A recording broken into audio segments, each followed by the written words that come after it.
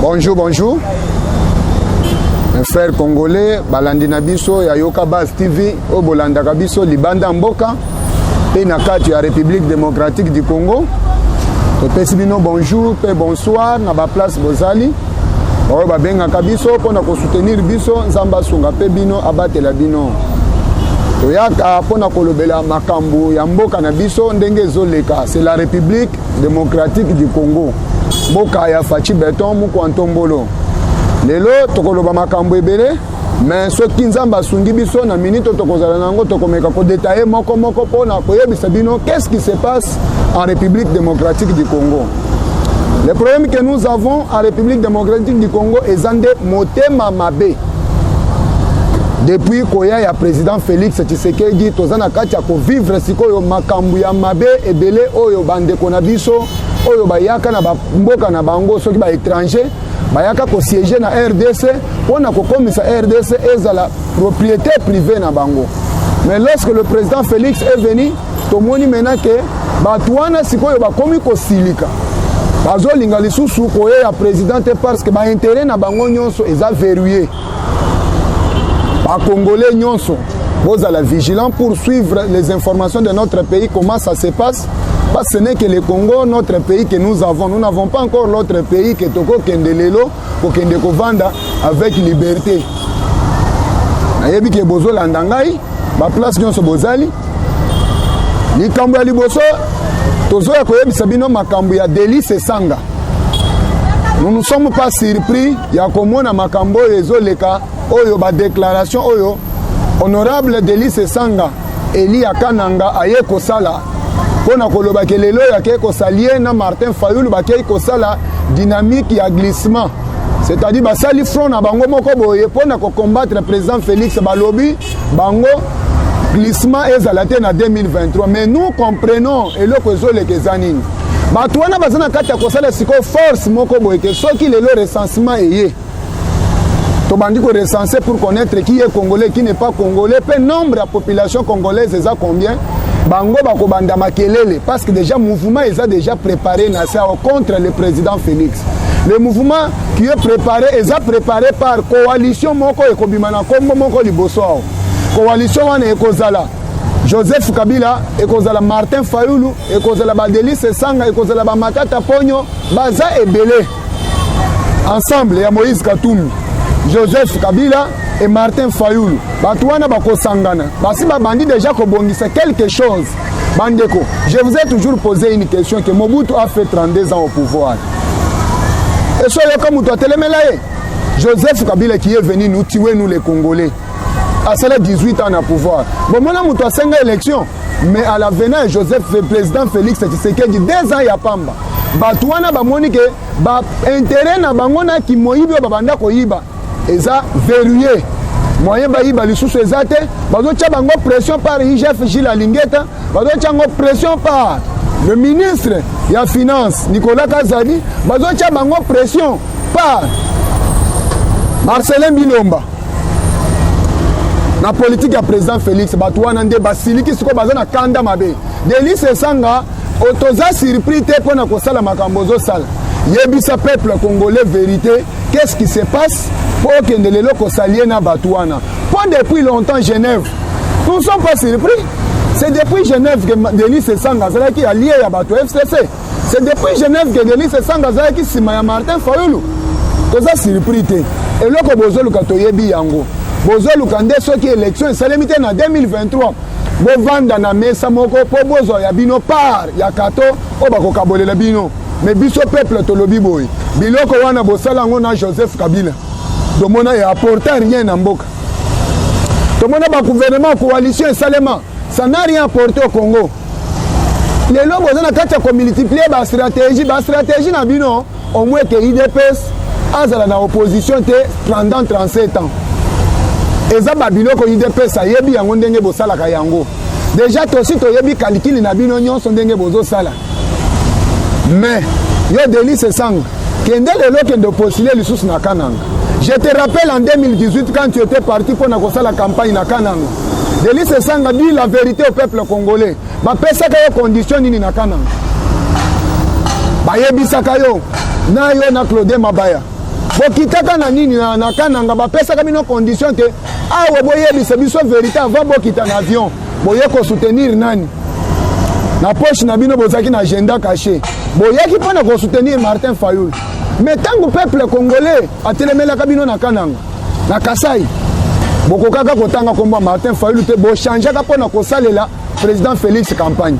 Mais rien n'est soyons calmes. Toyeba qu'est-ce qui se passe? Le président est en train de se battre na bandoki oh ya FCC. Président na kati ko battre ba système nyonso o ezali placé na bato FCC. Mais aucun sibitima que non akei ko fait la front. Niet boyeba ke table ronde bino bozoluka soki élection kozalate na 2023 et kozalate parce que bosala yango bamboule belé et apporta rien. Vous connaissez ce que vous avez fait avec le chauffeur de Jean-Marc Kaboun? Yo Délice Sanga, dis-nous la vérité, parle au peuple congolais la vérité. Il y a Likambo yo sali na chauffeur ya Jean-Marc Kaboun. So kenda ko corrompre chauffeur Jean-Marc Kaboun, vous l'avez promis $20,000. Et vous payez $5,000 pour y avoir liste à gouvernement. Il y a une union sacrée avant gouvernement. Vous savez que vous avez dit que vous avez dit que le peuple congolais a dit que trahison na yo banda ki le loté. Attendez que vous kenda ko vanda na Kananga. Ba déclaration nyo so banda ko sala depuis gouvernement union sacrée sala bima. To yeba ki yango c'est parce que vous n'êtes pas satisfait. C'est parce que babimisa ka kombo na hote na ba ministre. Ozo wele l'intérêt à peuple congolais te, ozo wele l'intérêt na yo moko. Je me pose la question si aujourd'hui Délice Sanga obimaki ministre, olinga ko kende ko sala front wana. O bo sali ya glissement ya 2023. Intérêt ya bino. To yebi bozala kebele. Boza ebele. Mususu akenda na lamuka oyo. Soki José Makila soki nani. Akenda pona nini? Lisanga Bonganga. Lisanga Bonganga musala na ezalaki ministre ezalaki nda bimaka na ba table ronde à chaque fois soki dialogue ezali ou bien intérêt moko ezali bango bayaka ko vanda plateforme na bino to yebi yango eza plateforme soki lelo ke likambo ezali boye bo vanda to sali mesa ko kaboli gato bo yibi bo pie mboka le après bokei José Makila abandai ko le président Félix nano avant gouvernement quand le président Félix a koti gouvernement Joseph Kabila avec Bruno Tshibala, José Makila zaki ministre. Mais pourquoi tant que zaki ministre au bandé comme le président Félix? Mais tant que gouvernement sikebimi okwei alo bandé finga président Félix. To si to yebi bino ke boye pona ko sala l'intérêt na bino. Boye ko sala l'intérêt na bino. Délice Sanga soleli na chauffeur à Jean-Marc Kaboun. Ayebisi ke yimbelanga liste à gouvernement ya union sacrée natala soki kombo na ngezali. Wana batinde pa Moïse Katumbi. Total comment formation gouvernement Bassali. Vous l'avez promis $20,000 et vous l'avez avancé $5,000. Moi, na bato na prison makala ti lelo. Oso tambola tapona koyeba ke o korompa ki mutu lelo bakangie. Kabali na bino nyonso tozo yeba yango. Et les garçons, tant que le président Jean-Marc Kabunda bimina dossier ya publication ya nini ya gouvernement. Acha na kati ya mutu kana ye liboso. Chauffeur azwa ki téléphone pona kokanga ba photo. Et tant que kangi ba photo ba garde na ba to sécurité ba mona kende ngazo kanga liste ya gouvernement photo pour atteindre la Délice Sanga ba kanga kaye tant que ba pressionner na anen na kende ko tanga kombo ya Délice Sanga et Délice Sanga quand il a appris que ce monsieur arrêté akimaka kenda kana politique à moquer autant l'attaque le Lubayate silence patience c'est ça un patriote. Et aujourd'hui, nous vous parlons comme ça. Les engins de l'air nous montrent les actualités actuelles. Makambo ezoleka na terrain. Vous êtes des politiciens, mais vous ne voyez pas comment le pays évolue.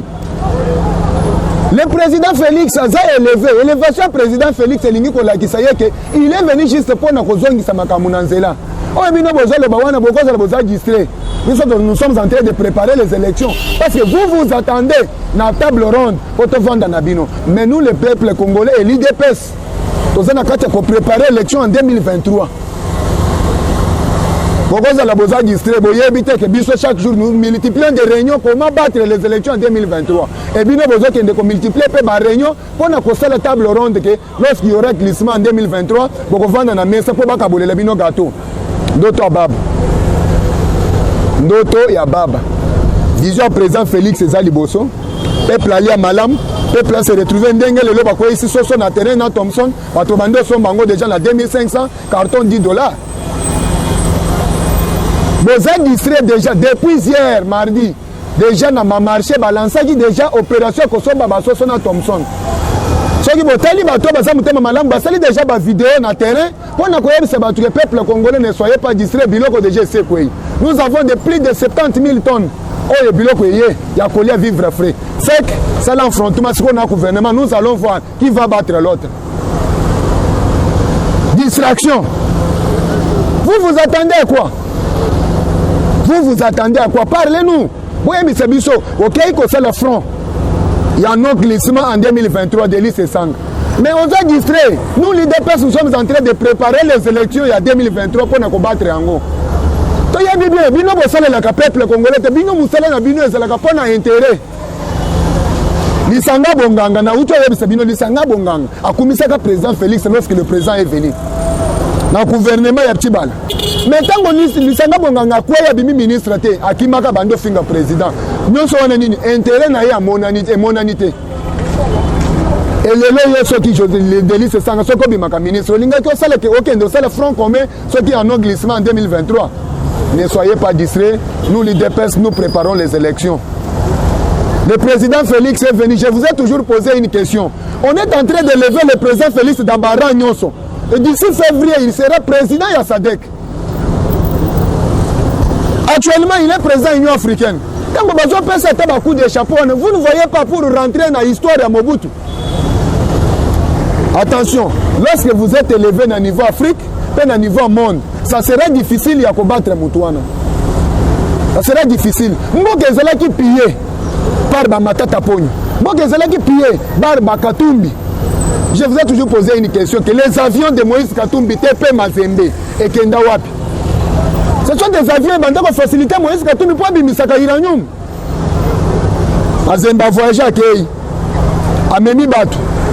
Tant que vous avez batia Iranium na kati, pour avion ne go commandé corps diplomatique moyen ba contrôler en Wezate. Akiti na ye, ake ateki minéré, ateki Iranium, asali ba force au Gobundis États-Unis. Mais États-Unis a le bignet. Je vais contrôler parce qu'il y a autant de jours où j'ai laissé la RDC pillée par les Chinois et pillée par les Européens.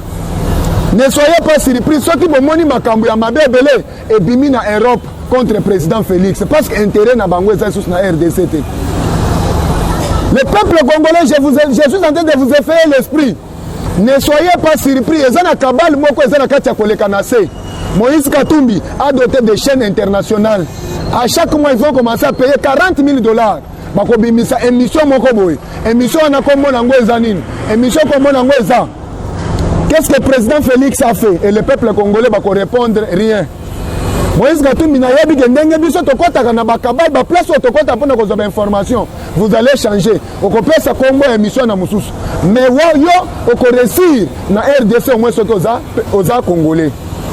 On vient de suivre ton frère à toi propre Katebe Katoto. Il vient de citer, ton père a mis au monde 3 enfants. Katebe l'aîné, Abraham Soriano et Jacob Soriano. Baza 3. Moïse Katumbi toi, ozalaki ozamwana ya bonne. Ya papa ya Katebe. Lorsque maman ya Katebe Katoto na Jacob na Abraham bakufi, maman na bango kufi, yo tikalaki obanda ko lambele papa na bango. Et tant que maman na bino banda ko lambele papa ya Katebe, nde papa salaki erreur apesa ka maman na bino zemi. Zemi wana nde botaka yo Moïse Katumbi. Bakanda minéré na biso lorsque Mouzé le père est venu. 13 okende na Zambie. Moïse Katumbi akimi Moussa Keko Batama na Zambie. Mais tango, Moïse Congolo là où il est. Alors, non, qui a arrêté les minéraux na biso na Zambie? Bakay pour vérifier pour na koyeba nani akangi minéraux, bakutaki Moïse Katumbi. Non, mais on les a de konabiso congolais. Mais nani akangi minéraux na biso? Moïse Katumbi, loba déclaration lobaki. Je ne suis pas congolais, moi je suis zambien. Et le gouvernement zambien a soutenu Kyo. La Gécamine avait payé cette dette-là. Tant que zambien, Congo a foutu. Et le nom Moïse Katumbi, tu es venu au Congo côté que les biso makayab. On y a pas na pêche au papa na bino atika ba bateau. Au lobino, pour na la visibilité, na zo mazembe. Na bande ko supporter pour na la visibilité. Au bandi na mazembe malembe na copier minéré. Joseph Kabila lobby non, na la paix politique. Oh Mobutu asala ki na Kengo Wandondo. Mobutu continue à pouvoir. A lobby non, na sana bato ko travailler na bangote na kende ko zwa Kengo. Na ya na ye po asala. Kengo asali musala tant que président Sénat. Minute muke Kengo comme zonde pa na bango ba chelie micro Kengo alobi non nga na za congolais te Mobutu bengi saki ngai pona ya kosunga ye lokola ba zairwa ya mayele bazala kite lelo pe Joseph Kabila bengi ke ya kosunga ngai obandi na tepe mazem okomi gouverneur lelo zolinga ko postuler na ki congolais oh nzambe na ngai. Nous avons dit qui va diriger le Congo, ce n'est qu'un Congolais. Pas Congolais tout, mais Congolais 100%, c'est-à-dire 100%. Un Congolais a métis à Zalakate Moïse Katumbi. Congolais, il y a métis à Zalakate. Multipliez cet argent que vous êtes en train de gaspiller. Vous les gaspillez, c'est notre argent. Malgré ce quoi il se bande, on a vu comme sous ma victime. Na kopesa ka bango mbongo wana justice likambozo tala bisote mais mbongo yozo gaspiller zambongo na biso. Vous nous avez pillé. Moi j'étais à Lubumbashi, je suis à Lubumbashi, grandi à Lubumbashi. Je voyais tout ce que Moïse Katumbi a fait. À l'époque, il y a Moïse Katumbi, gouverneur. Qu'est-ce que vous avez fait? Qu'est-ce que vous avez construit? Stade où il y a stade Amazemi. Comme on a propre stade Kamalondo, stade à l'État Yakala. Approprié. Et comme il y a Moïse Katumbi. Politique n'a pas été yango. Oh Joseph Kabila est dans la RDC. Pour nous avoir entreprise publique, il y a l'État comme ça y a dédoublement toujours. Dédoublement, orgaman et koufi, et koumi ce qui est égal. Et ni bichi aux oboma, baba pour aux oboma. Des politiques nabino. Mais nous, les peuples congolais, nous sommes déjà éveillés. Nous avons pensé papa Etienne Tshisekedi raison. Pour nous kolobake, nous kolobake des pèses à cause du pouvoir. Il dépêche d'un côté qu'elle a un pouvoir libéral. Jean-Marc Kabunda y a que confirmer yango mais bino banda ko le contexte où on a été. Contexte on elinga koloba boy. Elinga koloba il dépêche il y a parti politique té. Il dépêche c'est le peuple congolais, c'est-à-dire que le peuple congolais ko zo pouvoir d'un côté qu'elle a nango libéral. Lelo alternance côté na kata mboka na biso et pèse biso occasion que e banda ko landa le congolais. Na agitation zawat. Agitation bozo ça les gens. Boye, bosangisi ba jeune nyonso 24 communes à Kinshasa.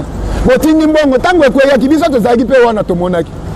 Mbongo ngo ye epa ya Francis Kalom. Mbongo ye epa ya nani oyo nani Serge Wele Alamuka. Mbongo ye epa Peter Tiani. Mbongo ye epa Jacques Ndala na bandal place bovandaki. Bosali renyo bobengisi ba leader nyonso bakuluna ya Kinshasa. Bo financer bango. Que mukolo biso peuple congolais toko kende na palais du peuple pour nous soutenir loi ya Tchani ya congolité 100% parce que mikolo communication qui na pesio de père ne quoi répondre demain on a des slogans ça mikolo peuple congolais plus nous sobozali slogan ouais ça mikolo communication de père et de mère nous tous nous serons na palais du peuple mukolo à rentrer ya vacances parlementaires toko kende pour nous soutenir ndeko na biso singi pululu toko kende ko soutenir Noël Tchani na loi wana. Yo Francis Kalombo ndengo yo muto créaki kuluna na yebike ba kuluna ba koyokela ye bien parce que yo muto créaka yango mais yeba que dossier wana ezalaka na justice ezalaka yo po ya ko expliquer biso comment au seleki stratégie pour le peuple congolais bande ko bomana na machette pour na ko protéger pouvoir de Joseph Kabila bandeko les lobbies biso ide passe tozo ko kolobate tozo kumi se présent na biso tozo renforcer tozo aider mais bino musala na binoni Moussala na binoni ya kopesa peuple congolais mbongo po babomana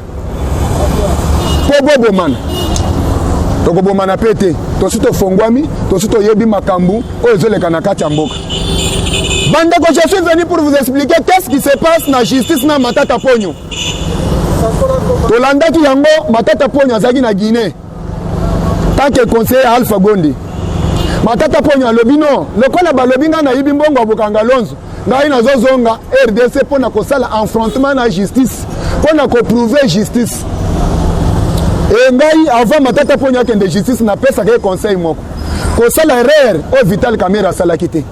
Vital Kamerhe asalaki erreur ya kobombela ba avocat na ye vérité ya likambo. C'est pourquoi bomonaki Vital Kamerhe moko mibimisaki avocat devant le juge. Soki botali na procès Vital Kamerhe ye muto bandai koloba mingi ke ba avocat na ye. C'est-à-dire c'est lui-même qui connaissait la vérité o ezaikati na ye. C'est pourquoi banda ko bunda pona ko défendre. Matata Ponyo pe yebisa ba avocat na yo ba vérité oyo yo yebi. Oyebisa bango tango avion ekendaki likolo yo na katumba mwake na kati. Avion pasuki moteur kaka yo moko bimaki na bomoi. O expliquer peuple congolais que ndenge ni salamaki batu yo se bakufaki na avion kaka ngamoko nde na bimaki na bomoi mais moteur avion epasuki.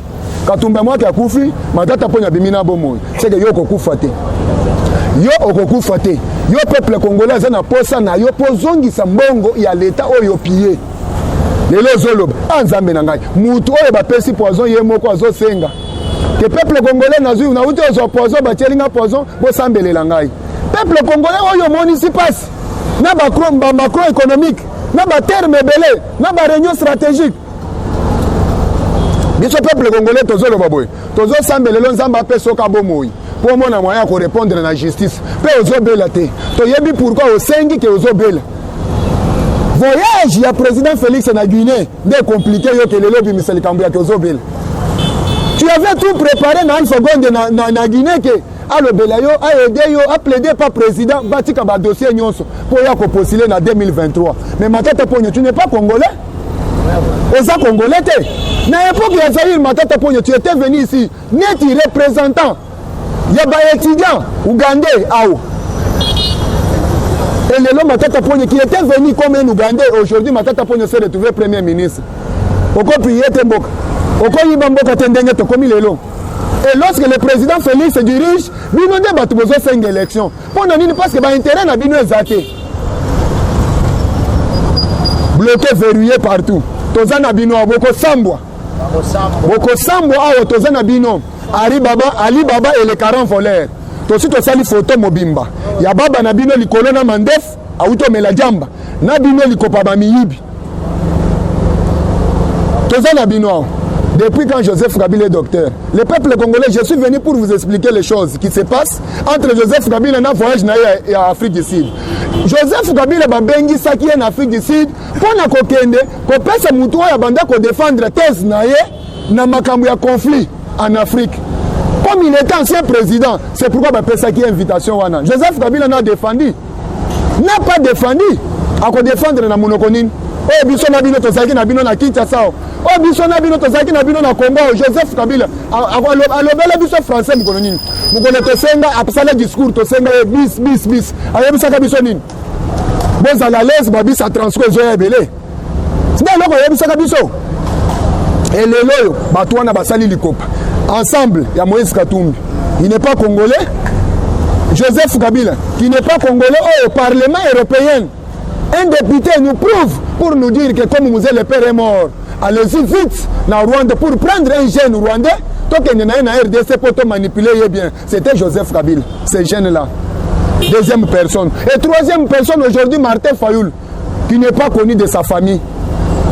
Il a régné, Bayembaye pas ba musicien, mais tout cas là comme on a talé qui n'a été, basali collectif na bango.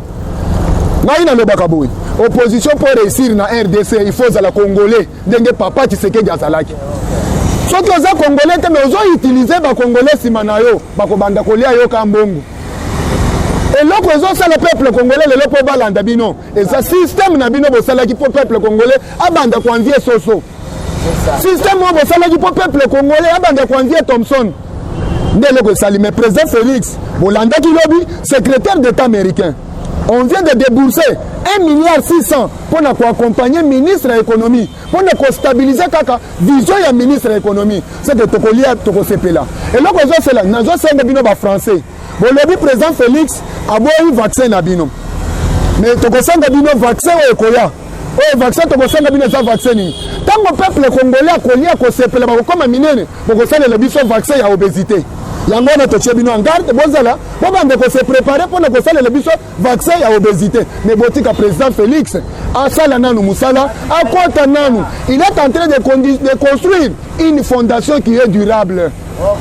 Il est en train de construire mais le peuple congolais bozala éveillé bo fongola misu na minute tozana problème ya monguna côté libiso na kati andako monguna côté libiso na kati andako bo mitu na kateke déclaration lelo ya kosenga élection ezaka pas ba politicien pona nini parce que pillage babanda ko piller bazoko kalisusu te à partir ya Gilles Alingeti pillage babanda ko piller mboka bazoko kalisusu te à partir ya Nicolas ministre la finance à partir ya lelo to komi ba pesi biso valeur na monde entier. Le président Félix voyageait et le peuple congolais l'insilité. Azo kende wapi. Mboka ezala ki bloqué déjà to zala ki na place moko babanda e pesa biso confiance te. Mais lelo to koti na oyo bazo benga coopération ya libre échange. FMI andimeli biso. Alobi non, façon bozo sala musala. Ton dimise sur le développement comme kota na mboka. Maintenant nous allons commencer à travailler avec vous. Bango moko ba se prononcer officiellement. Nous sommes nani Gilles Alingeti. Nous sommes nani Nicolas Kaza administre la finance. Lelo ya parti na lelo ko wana ya libre échange. Sikonde ba investisseur ba ko banda ko ya.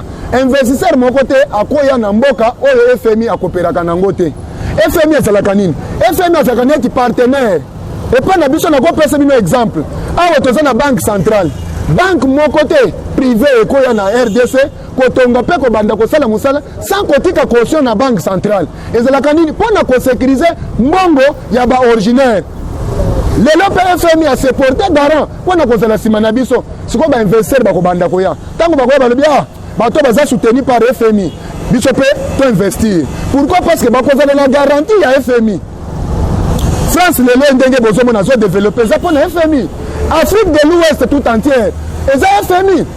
Et les lobes ont dit biso. La politique à Félix a combattu la porte partout. Azo beta. Azo beta porte partout. Boya boya. Et ça quand on va beti koko ezanani na RDC. Fongole langa na côte. Koko na RDC fongole langa na côte. Et les lobes a côte ici biso. To komi ko linga ko vivre bolam. Mais bota la bande ko na biso. Nini bazo linga ko sala. Bato biso to adopter. Bato biso to pesi ba kombo. Oye ba yaki na ba kombo et politique na mbelele to pesi e kombo ya Joseph Kabila et papa Kyungu. Multiplication et stratégie. Yango na zob c'est président Félix. Ozolandanga sikoy. Présidence de la République bozolandanga sikoy. Il y a quelque chose so bazana katia ko bongisa. Na zob c'est président Félix conseil. Na ba manifestation mususu ko bando kende lisusu te. Pour preuve lobby monaki na palais du peuple ni Salem. Conseil biso de tozakati ya population. Biso de tozotambola pona komona makambo ezoleka. Il y a quelque chose oyo Joseph Kabila, Moïse Gatumbi et Martin Fayulu bazana kati ya kobongisa pona yo. Bon négliger message na zolo bate. Bato oyo babundi pona koboma chef de l'état na système nyonso ba raté. Mais na minute oyo Katumbi a Tchembongo Angers. Katumbi a Tchembongo Angers, mais avant hier Akima, biso tokolia ye.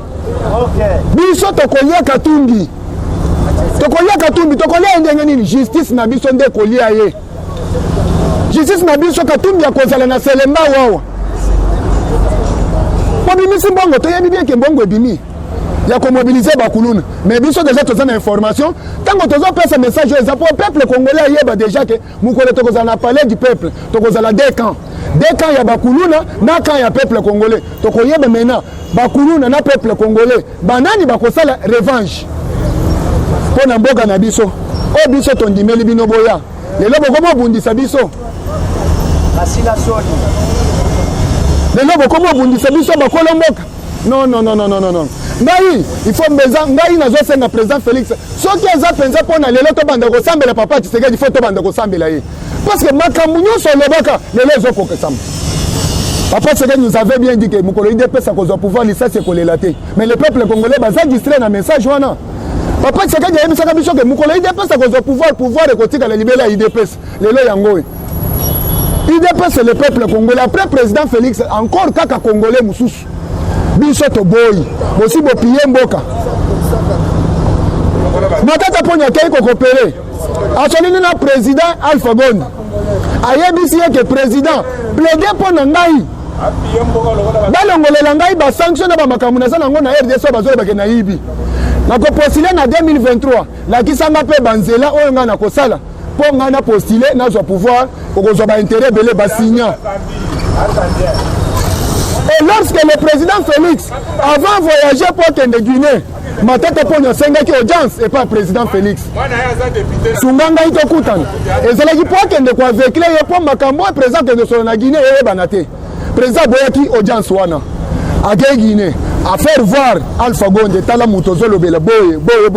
Et quand matata mpo nyo appris que le président vient d'être couronné na Guinée na médaille d'or oyo ezosala ke mérite ya lutte pacifique alobi o ekei musika ya kokende kokurone ye ngai oyo nayaki awo nayebaki ke naza na bapile peuple congolais eza yo te a chaque fois kabino bomoni ke bozala bapere bokosaka biso na bacortège mokolo moke kaka babengi so na justice okoma okosa ozobela mais bokanga biso peuple congolais bokanga biso na baner. Moi personnellement j'ai perdu mon grand frère Papi Chimpang jusqu'à ce jour natikala koyeba place ya kokunda ete natikala mpe komona place bakunda ete.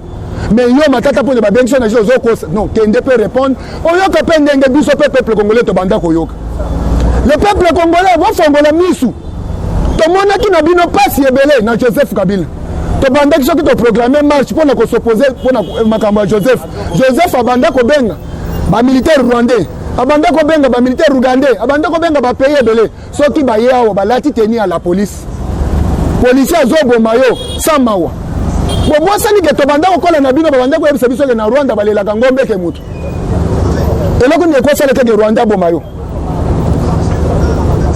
e batu wana lelo tozobosa na pasi wana nyonso wana victime nani aza hotel ya makambo wana enseigneur ambongo tala histoire lelo ya cardinal Mosengo akufi na mboka kimia ezali mutu moko tazi yebi atake akufi neti mwana muke pona nini il n'a rien laissé comme histoire. Qu'est-ce que monseigneur a écrit comme histoire ya mboko? J'ai toujours posé les questions aux Congolais que boye bisabiso cardinal Mosengo qu'est-ce qu'il a écrit comme histoire ya malamu na mboko accueilli dans le vide nyonso wana nini Joseph Kabila lelo biso peuple congolais bana na biso bazokoka kotanga bien te eza pona monseigneur lelo okende kopimisa frais oyo baparent bazwa charge ya baenseignant eza yote etango président Félix alobi non gratuité enseignement eye combien tango tosali enquête ba école fictive mais tango batuni bino ba école fictive oyo uti wapi bolobaka nini bosi bolobelango déjà et non c'est depuis deuxième république mais deuxième république est-ce que vous avez dénoncé ça? Vous avez dénoncé Église catholique. Qu'est-ce que vous avez amené? Les lois en Bongo, Zotambola na cessé. À quelle sali réconciliation entre Joseph Kabila et Moïse Katumbi. Mais moi je vous dis, Moïse Katumbi et Joseph Kabila, batikala ko soit naté. Ba welela kande bomengo na biso nde ba welela ka. Moïse a yebisi biso azo le discours na Cameroun. Azo le bake na supporter premier penalty. Na supporter premier deuxième penalty na ko supporter troisième te net azolo baki ya kobenga na Joseph Kabila na troisième mandat te okosi to yebi discours obanda koloba nous qui savons comment analyser on savait ce que tu parlais obanda ki koloba ke na kai ko tekela iranium pour na premier tour olienga mbongo na tekela iranium pour na deuxième tour olienga mbongo ya troisième fanga pe na kolia yo nde oliaka ye mbongo nde bokswanaka eza koloba wana te au début 50% Zambien, 50% Italien. Pour nos places mibale, ce qu'on a posé à la président, mais quand on a Zambie, na 50 ans on a demi dagar. 50% c'est Italie, mais quand on a Italie, ce qu'on a postulé les sous, mais na RDC, nous sommes dit millions te. Ali l'autre zo kende, yo banisa kambongo belé, peuple congolais peut baser na kata ko se préparer. Pozo kende ko financer na ba rébellion. Mais nazo bisobo leader na bino to yebiye c'est Joseph Kabila mutazo gérer ba troupe rebelle nyonso na est. Mais tant que le président Félix à l'assemblée bon mon te kazayuma. Pour bon mon kazayuma te bota le kaelo kwa salibino. Le corbeau le renard ouvre ta bouche o lebe ekwei yango toza nango na maboko. To récupérer bino. Lelo to déboulonner système politique. Avec nos partenaires, na pesa na tuna kaka bino. Lelo bo sepelaka que John Biden a côté na pouvoir. Botinda ka bino mbongo bo pesa ka tambwe mwamba na Janine Mabunda mbongo. Pour bakende ko soutenir campagne à John Biden. Ba pesa ka bino réponse. États-Unis a préparé ka biloko nyonso sa campagne. C'était corruption. Et message ezongela ka biso basenga ka président Félix que il faut lutter contre la corruption. Ozole kana RDC corruption Janine Mabunda na tambwe mwamba. Bakepo ba corrompre John Biden na mbongo wa campagne. Et tant que John Biden a bimi, bon mon aki message à Sali pour renouveler encore la confiance. Donald Trump est un républicain. John Biden est un démocrate. Mais il fallait que Koya a changé d'ambassadeur. Mais pourquoi il changer Mike Amerte? Politique n'a pas compliqué. On a dévoilé les blocs qu'on a vu sur Toyebi Yango. Afrique mobile, États-Unis a changé déjà d'ambassadeur.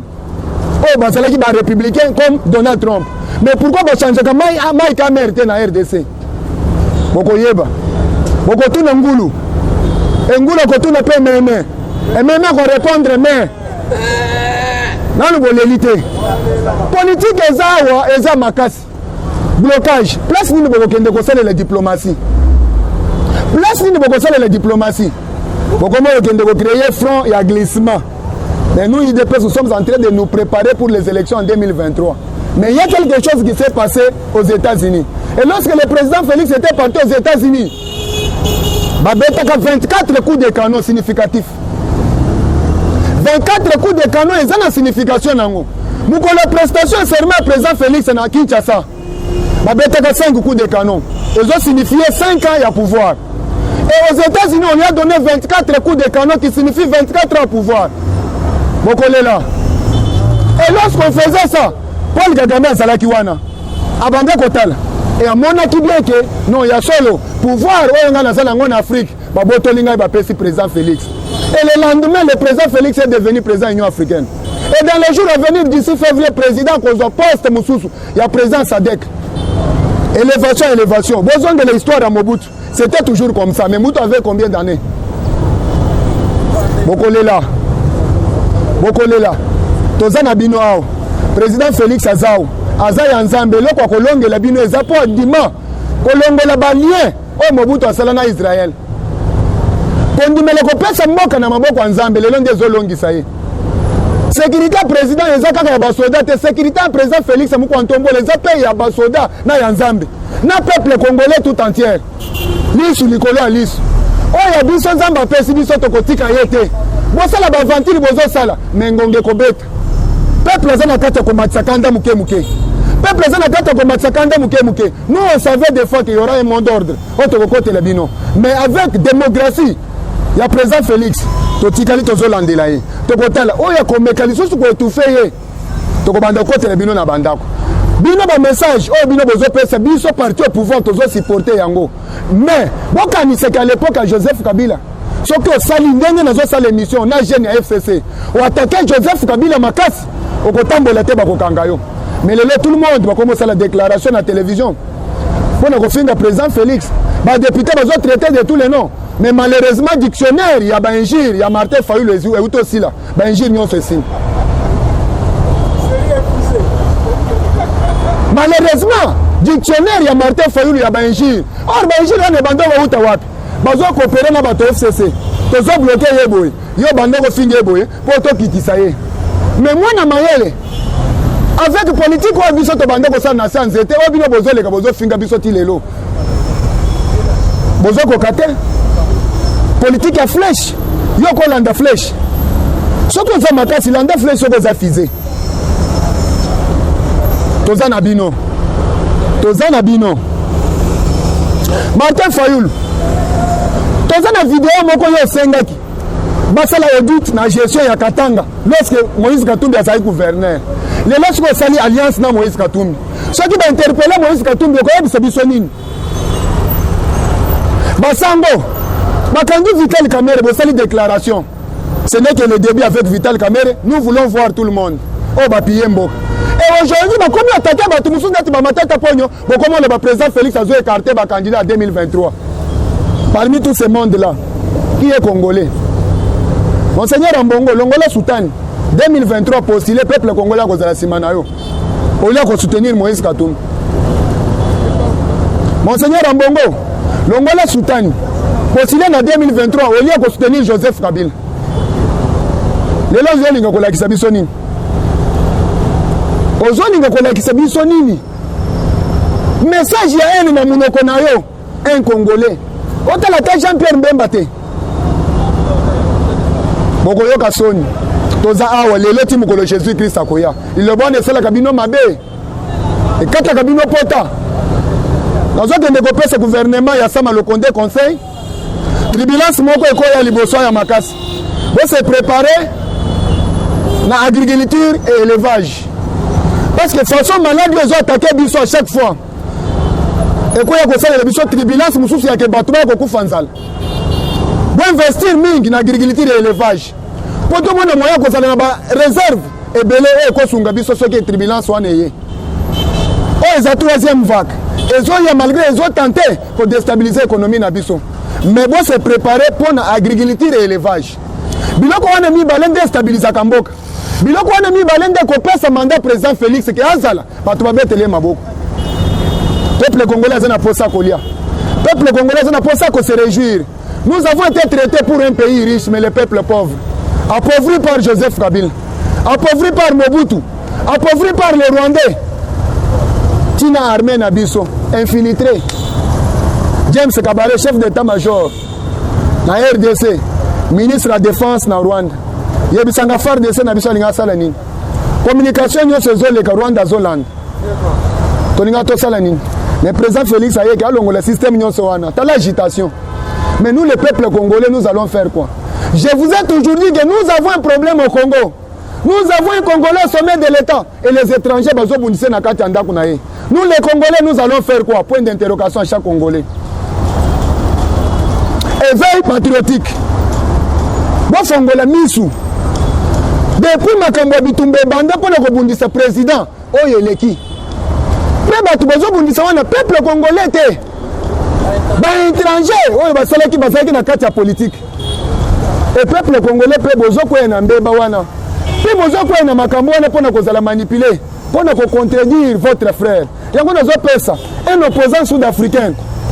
Si je ne m'abuse pas son nom, c'est Madjala Sokila. Ah oui, tu vas conseiller. Bande kona ba sud-africain ke bo sala ndenge ba congolais bazo salate. Ba congolais ba wuti ko mona passe pendant 18 ans par un étranger. Et les lois ndeko na bango propre aye. Bazo manipuler bango pona John Biden, billet vert. Bazo manipuler bango pona $20. Yo ka niveau bazo kitisa biso pa ba sud-africain. Ba lobi biso bazo tozo te kamboka na biso na $20. Peuple congolais boza wapi? Conscience et la biso. Conscience et la biso. Qui on peut donner le mandat et qui on ne peut pas donner le mandat. To sali ba rebelle ya kopona batu. Bazo ya melele de zokende wapi. Tala Christelle. Madame Christelle Mvangu. Une Congolaise tout fait. Mais pendant mbongo ya Katumbi, aleki na ba chaîne ya RDC pona ko défendre Katumbi. Ozole bake loi wana ezangonga na ngote. Ba loi nyoso na ba réforme nyoso biso to kosala na RDC. Boti yango na date nini biso to kosala. À chaque fois loi yé ngonga na ngote. À chaque fois yé, ce n'est pas le moment. Moment nini? Nous préparons quoi pour notre avenir? Nous préparons quoi pour nos enfants? Génération Joseph Kabila sali yango boy. Siko ya bana biso to boti to kosala yango nini? Avec ba député toko koma bino na histoire ya détruitement ya mboka. Toko koma bino na histoire ya détruitement ya mboka. Moïse Katumbi bimisa mbongo ebele. Pesa ba congolais ezambongo na biso piyaki yango. Bolia mais bo trahir te. Bo sala neti jakinda la te pona ba propos. Boza la souple na mbongo ezo ya wana. Mbongo Bélanger, il y a quelque chose, je suis en train d'insister qu'il y a quelque chose qui se prépare. En complicité par les Européens. Nous monité beaucoup de makambu oyo bakobando c'est le président Félix na Europe et vous allez belé. Bakobanda na likambo liboso diplôme na eza lokuta. Bakobanda makambo mibale atangate. Bakobanda na makambo viola. Bakobimsele biso makambo ebele nyonso wana c'est d'une façon ko kotsa na mitu. Biso na minute tondimi président na biso kana neta zawana. Azala zobel, azala tangate, azala zamba yelete, mais azala kandenge wana. Mais il avait dit qu'il va déboulonner le système Kabila. Aujourd'hui Kabila où est son système? Bozo linganine. Mukanda na bino bosalaka chat de l'impérialisme. Nous l'avons. Tosi totanga. Biso lelo to ye programme ya ko comme agenda que lundi na ko sala boy, mardi na ko sala boy. Mais bino bosalaka agenda déjà sur l'Afrique depuis kala. Le peuple congolais bazo la lanzala. Bino boyebi ke nangonga tel patwana ba ko la lanzala. C'est que biso tozo dépendre na bino. Mais to boy calcul na bino est compliqué. Mais chef de l'impérialisme, un livre établi par les Européens pour le découpage Afrique. Ce qui est les Européens comment pour biso ba RDC. Beaucoup en espoir des peuples congolais. Tout sunga we abiso. Tout sunga we abiso. Kaliki la ba mindele et c'est là. Ya ba Européens. Avec nos partenaires, ya ba américains. Bolanda qui est le secrétaire d'État américain. Avec en face avec le président de la République. Après, Ayoko Yamba, premier ministre, ancien premier ministre britannique, Basololi, appuyé ministre de l'économie, Babimisi Mbongo na bango, pour na biloko vivre frais, pour na peuple congolais alia, Balobi au pouvoir biso to simbi na RDC. Tozo investir siko yao, États-Unis a lobby, bango moko bazon di masiko ya ko investir pe na domaine ya kolia, ya ba vivre frais ba loso ba masangu banini. Non so wana nini, Peter Nicolas Kazadi et Eberon nani Kolonge nani IGF Gilles Alinget Moussala bazo sala malam tozana mbongo ebele lelo tokomi na réserve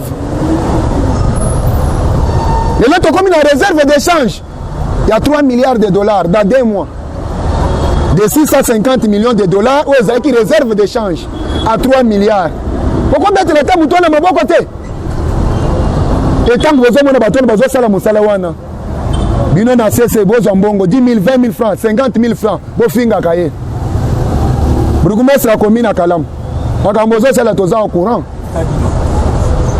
makambozo sala toza au courant jantiningo bina tolobi boy na ndaku na yo tondisi banganga basindi batasmi bazo tanga comme Félix bawe bazo répondre dominer ye bawe batangi chilombo bawe badobi dominer ye mais yo salikis mais kisi na yo kozongela yo biso peuple congolais tango nazo la présidence de la Bible bazo yo kangai président fongola miso ba DG ba entreprise bazo na kate ko simbelo kisi ya makasi pona ko dominer bazo bengi sa bangange bele pona ko dominer président po batika la ba place wana po mbameka ko réussir mission na bango ya ko affaiblir calcul la président Félix na projet na ye mais biso liso likolo aliso c'est pourquoi nazo senga président de la République le secrétaire général Augustin Kabouy Jean-Marc Kabunda 520 Jika. Baseki biso mingi. Ndenge tozo sala ba émission boy. Ndenge to kendaka ba parler du peuple. Batona ba lekaka biso na ba TX. Bazo seka biso. Bozo tunaka boy. Bozo puye ka bokonzo boy. Mais bozo na rien. Nomele biso batu na communication président de la République ba communicateur ya IDPS. Pour basa la visibilité, il y a vision, il y a chef de l'État. Batu nyonso zomona baza pembe na chef de l'État. Il est entouré seulement de kabilistes. Et bakabiliste wana musana na bango ezani ko étouffé. Na presse exemple muke. Le chef de l'État kendaki na nsele. Il a promis na ba pêcheur ka kotongela bango chambre froide. Qu'est-ce qui manque pour na kotongela bango chambre froide? Ce président zonga lisusu pour na kende ko contrôler. Manque à volonté un ministre ya titel. Manque à volonté ya conseiller ya chef de l'État en matière wana. Le président est entouré par des mauvais. Ma conseiller chef de l'État lelo ba investisseur bazoya. Ma conseiller chef de l'État bazo senga bango ba commission. Ba alma ba uto zonga. J'ai pleuré quand on a zomona ba investisseur ba ye. Yo conseiller chef de l'État nazo ye ba kombo no stem muluba. Nazo ba ko tango mona me na ko tanga ngo na mikoleko ya. O senga ki 30% na ba alma pour ba investir ao. Bazongi na bango. C'est-à-dire ba ba konyo comme ils ont des peuples congolais mais yo quand même ozoyi bozo ko tsana poche.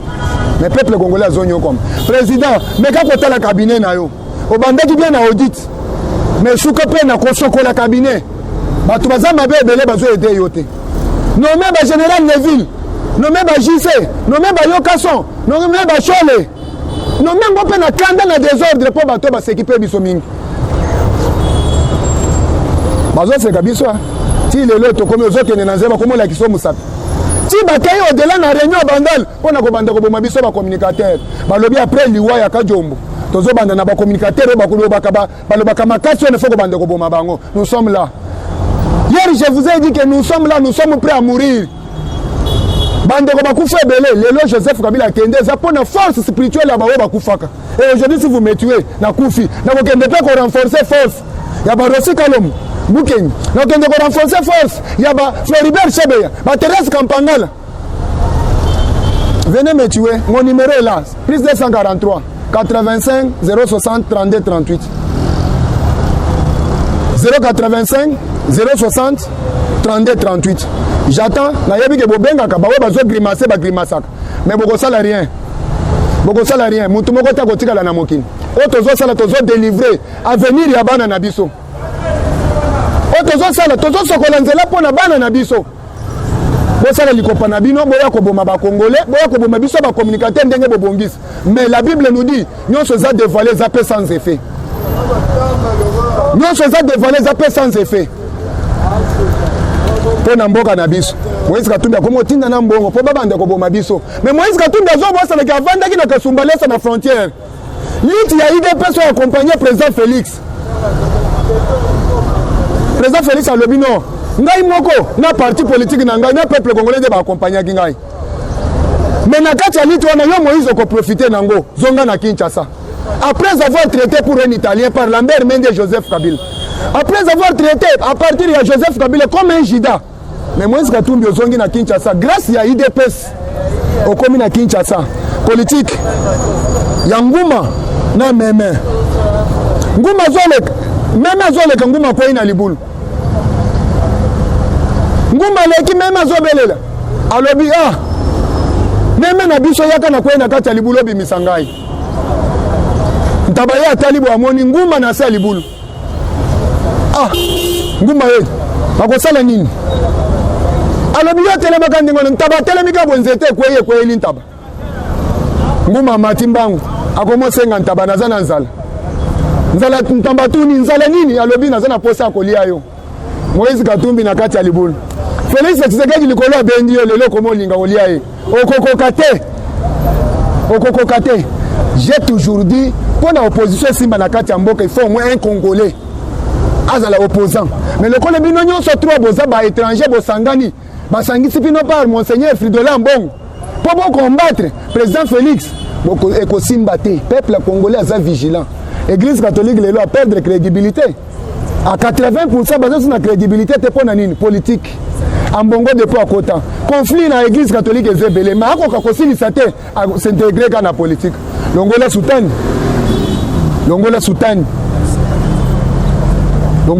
kota na politique osa la parti politique soki ekozala nini peuple congolais pa koya ko appuyer yo lobi pe okozwa chance mais pouvoir e utake pa nzambe